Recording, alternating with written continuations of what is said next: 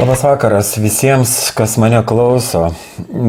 Pirmiausia, aš norėčiau paleisti jums vienos babūnės video ir ta babūnė, baba, ar kaip ją pavadinti, ji yra Petro Gražulio bendražygė, ji yra šiaulietė ir jos pavardė yra Irma Gajauskaitė.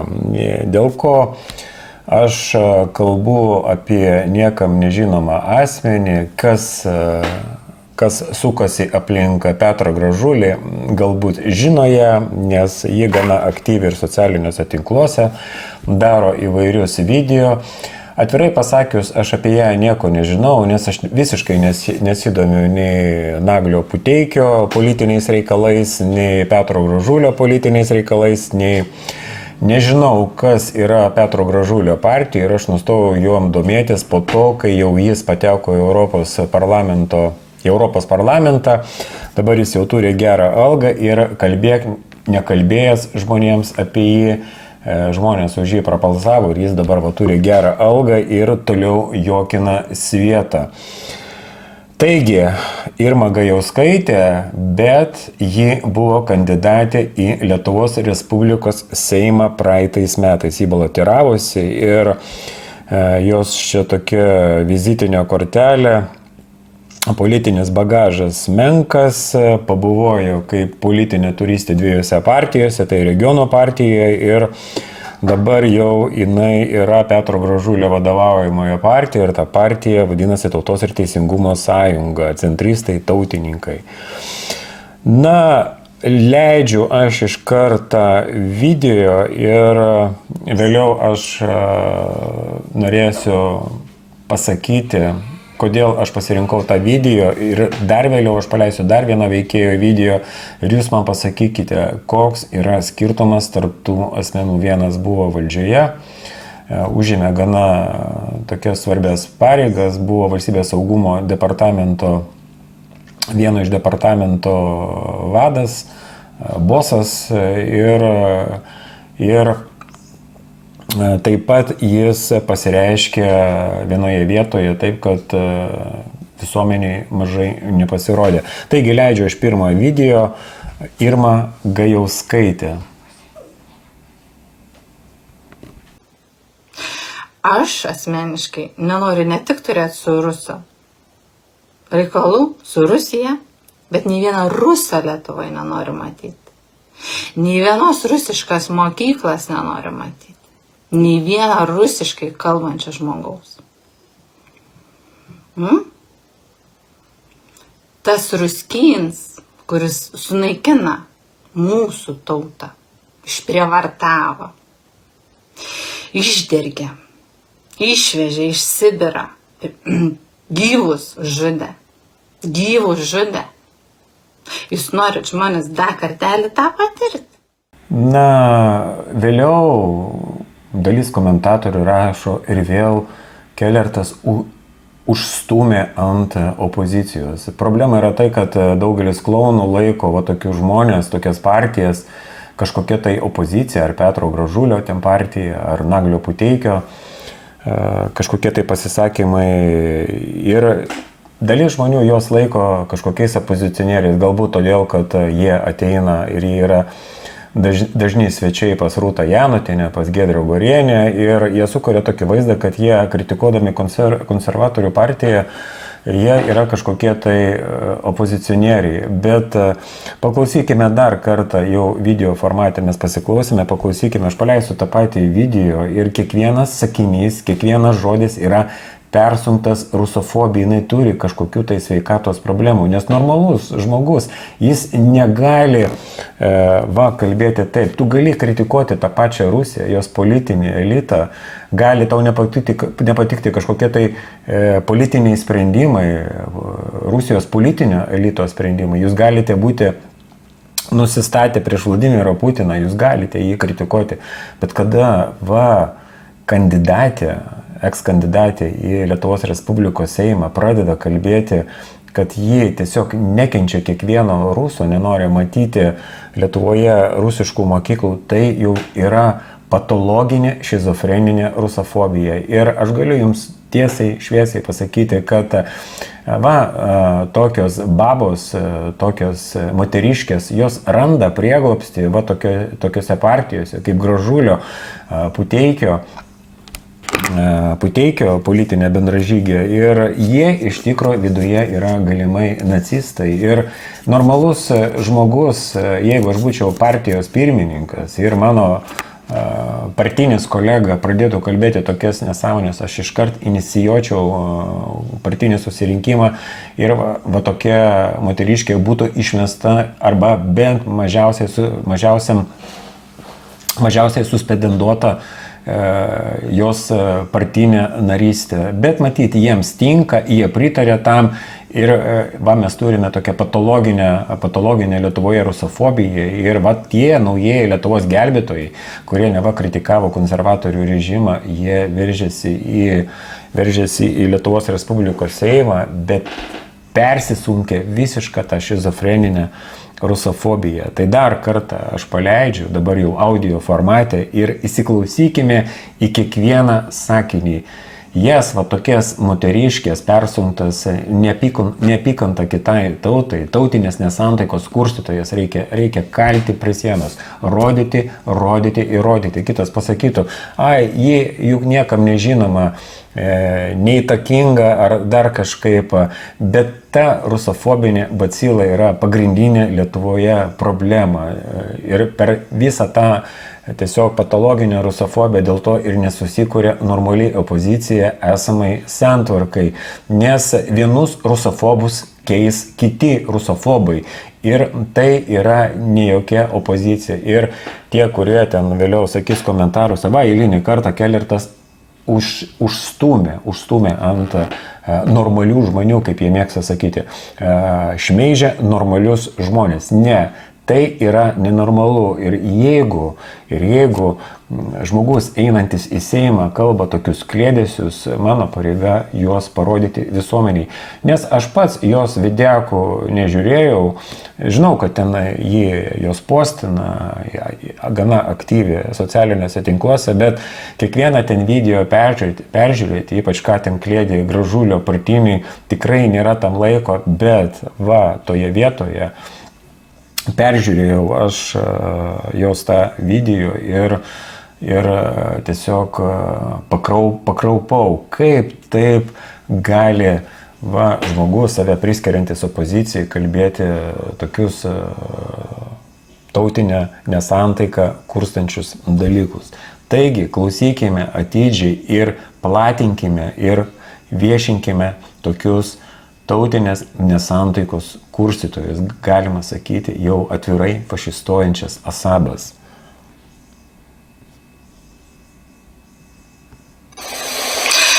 Aš asmeniškai nenoriu ne tik turėti su Rusu reikalų, su Rusija, bet nei vieną Rusą Lietuvoje nenoriu matyti.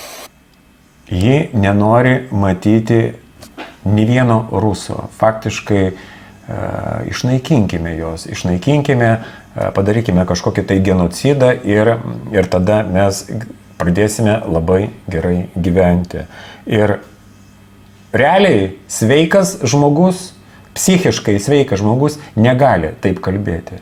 Jeigu žmogus taip kalba, jis turi arba jis yra realiai fašistas, arba jis turi didelių problemų su sveikata. Nei vienos rusiškos mokyklos nenori matyti. Jie nenori matyti rusiškų mokyklų. Prisiminkime, kaip prasidėjo tas bardakas Ukrainoje 2014 metais, kada jie panaikino rusų kalbą kaip vieną iš Ukrainoje esančių kalbų ir primetė Ukrainos kalbą visiems ir prisiminkime, kas atsitiko su rusiškomis mokyklomis Donbase. Jos neteko finansavimo ir vėliau ten Porošenko gyrėsi, kad tai yra jų pasirinkimas ir jie nieko negaus iš mūsų. Ir faktiškai dėl to ir kilo tas konfliktas, kada buvo supriešinti Ukrainos žmonės, rusiškai kalbantys žmonės gyvenantis rytų Ukrainoje, kurie nesutiko su tuo fašistiniu perversmu, kurį padarė fašistai Kijeve 2014 metais. Ir faktiškai jis sėja tą pačią bacilą Lietuvoje, jį nenori matyti rusiškų mokyklų, nenori matyti nei vieno ruso ir ko mums bereikia, tik tai tų komendatūrų ir zonderkomandų, kurios eis iš namo į namą, iš įėjimo į įėjimą ir ieškos rusų ir galbūt va tokie, nedaug dievė jie pateks į politinę valdžią, jie darys va tokius valymus. Tai yra faktiškai, aš sakyčiau, va tokios kalbos, tai yra tautinės nesantaikos kurstimas ir, manau, traukia net prie BK. Nei vieno rusiškai kalbančio žmogaus. Tas ruskins, kuris sunaikina mūsų tautą, išprievartavo, išdergė, išvežė iš Sibirą ir gyvus žudė. Jūs norit žmonės dar kartelį tą patirti? Na, viską jūs gerai girdėjote, kiekvienas iš jūsų pasidarys patys išvadas ir sakyčiau, kad va, tokia patologinė šizofrenija, patologinė rusofobija yra pati didžiausia Lietuvos problema. Ir aš jau kartais, kada galvoju apie tos video įrašus, galvoju, kas vyksta Lietuvoje, man nekyla pasakyti, kas vyksta Lietuvoje, man norisi jau sakyti, kas įvyko psichiatrinėje ligoninėje, kas vyksta psichiatrinėse palatose, nes kur tik pasižiūri patologinė rusofobija. Ir aš nematau nei jokios kritikos ten normalios, tiesiog kliedi patologinė rusofobija, patologinė šizofrenija. Ir aš dabar uždėsiu dar vieną video. Čia daug rimtesnis vyriškis, jis užėmė pareigas, jis buvo valstybės saugumo departamento, vieno iš departamento vadovas ir jo pavardė Imantas Milenas. Aš jau esu viešinęs tą video, apie jį kalbėjęs, gana jis plačiai nuskambėjo Lietuvoje. Ir girdėjau, lyg tai jis buvo išverstas į rusų kalbą, kažkas parodė iniciatyvą, išvertė jo pasisakymus į rusų kalbą, bet aš dabar dar kartą jį paleisiu ir įsiklausykite, ką jis kalba, ką jis skleidė ir ką jis kalba apie rusų tautą. Va, patologiniai šizofrenikai kalba tokius dalykus, patologiniai šizofrenikai, kurie užėmė vadovaujančias pareigas ir nauji Lietuvos gelbėtojai, šiandien konkrečiu atveju aš kalbėjau apie moteriškę, kuri visiškai susipykusi su protu Gražulio partijos narė ir kada girdi ir iš vadovaujančių tokių žmonių, kurie užėmė pareigas, tas šizofrenijas, ir kada girdi, kad kalba tie naujieji Lietuvos gelbėtojai tokias nesąmonės, tada supranti, kad Lietuva tikrai virto į vieną didelę psichiatrinę palatą. Paklausykime ir klausykimės į kiekvieną žodį atidžiai, ką kalba Imantas Milenas. Buvęs valstybės saugumo departamento, vieno iš departamento vadovas, visuomeninių procesų kontrolės departamento vadovas, jeigu tiksliai kalbėti apie jo pareigas. Ir jis pareigas ėjo nuo 1995 metų iki 2007 metų. Faktiškai 12 metų dirbo saugumiečio darbo ir iki ko jis dasigyveno. Buvo sąjūdistas, dėl to, kada aš pamatau tarp naujųjų gelbėtojų kažkokius tai sąjūdiečius, aš iškart suprantu, kad nieko gero nebus, nes bus visa ta taip vadinama opozicija apkrėsta sąjūdžio dvasia. Ir tas Imantas Milenas buvo sąjūdistas ir pasižiūrėkite viskas į ką pavirto, į kokią patologinę rusofobiją. Paklausome. Dalis šitos populiacijos pilnai sveikina savo vadovybės sumanimą sunaikinti žmoniją. Tai jie tai vadina ruskį mir suvienijimu. Taip, tai gal jau maivytis ir tenai kalbėti apie kažką tai nereikia. Taip, pagrindinis bet kurio žmogaus, ar vyro, ar moters, ar senuko, ar vaikiuko. Pagrindinis gyvenimo tikslas, kad neliktų Rusijos. Kaip sakiau, gamta tegul lieka, infrastruktūra tegul lieka.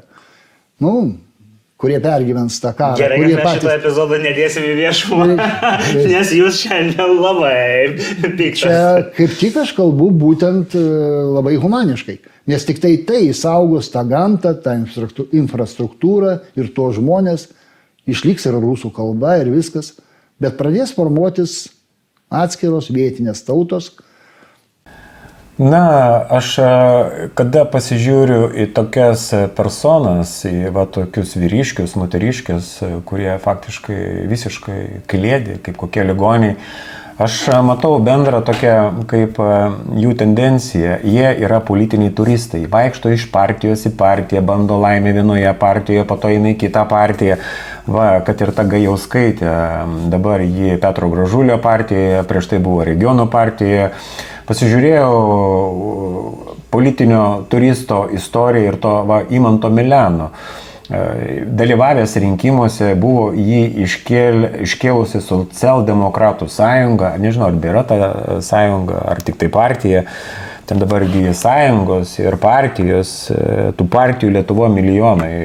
Visos, tiek daug skirtingų partijų, faktiškai yra viena ta partija su viena darbotvarkė. Milenas taip pat buvo susijęs ir su liberalų sąjunga, buvo tos liberalų sąjungos steigėjas, čia jau anksčiau tas buvo. Liberalai, socialdemokratai vaikšto jie iš partijų į partijas ir klėdi. Kodėl nėra tokių žmonių, kurie būtų vienoje partijoje, tą partiją puoselėtų, žiūrėtų, kad jis stiprėtų. Ne, jie bando pakliūti į valdžią ir bando, čia su šitą partiją nepakliuvo, aš gal prisitrinsiu prie kitos partijos, bandysiu per kitą partiją pakliūti. Aš su Regionų partija, ta Irma Gajauskaitė buvo, matyt, kažkas nepatiko ar mažai šansų prisitrynė prie Gražulio partijos. Gal su Gražulio partija daugiau šansų pakliūti. Ir lygiai tas pats ta pati opozicija ir paimkim ir tos naujosios Lietuvos gelbėtojus, kad ir tą patį Eduardą Vaitkų iš partijos į partiją, nors pats mėgdavo sakyti, jie keičia skvernelius, švarkelius, sijonėlius, bet esmė lieka ta pati. Nors ir pats buvo ir Darbo partijoje, po to Drąsos kelio partijoje, Nacionalinio susivienimo steigėjas, partiniai, iš partijos į partiją bando jie tas laimės patekti į prie lovių. Ir kad ir tie liaudės žurnalistai, apsiskelbė liaudės žurnalistais, Marijus Jonaitis ir tautininkas buvo, ir darė įrašus apie baltaraišius, kokie baltaraišiai gerušiai, kalbant apie tą sukilimą, ir kokia Raudonoji armija buvo bloga. Dabar jau visai iš tautininko virto marksistų. Ir aibė tų pavyzdžių tiesiog, kur tie žmonės, kurie turi pastovės, stabilias pažiūras, kurie visada buvo prieš Europos Sąjungą, kurie nebuvo susieję savo tos politinės karjeros su jokia partija.